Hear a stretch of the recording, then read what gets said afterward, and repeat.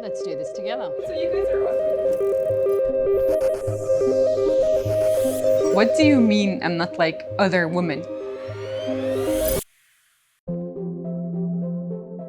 There's a lot of evidence that says that the tech industry is one of the least welcoming industries to women. And it is a harsher world towards women. I mean, okay, although I come from a very patriarchal society, a lot of the people in engineering schools are actually women. On the other hand, there's also my own personal experience.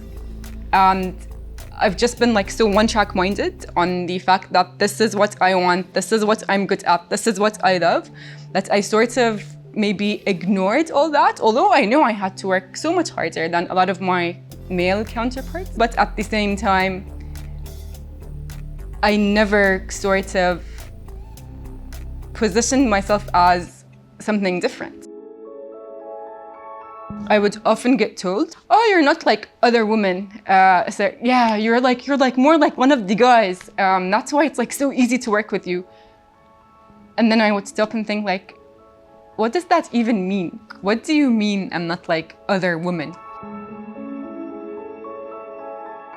This was a lot of like soul searching and unpicking that I did actually during my Bol.com experience, because Bol.com is a very vulnerable, open sort of office culture that gives you space to explore these thoughts. And that's when I came to these realizations.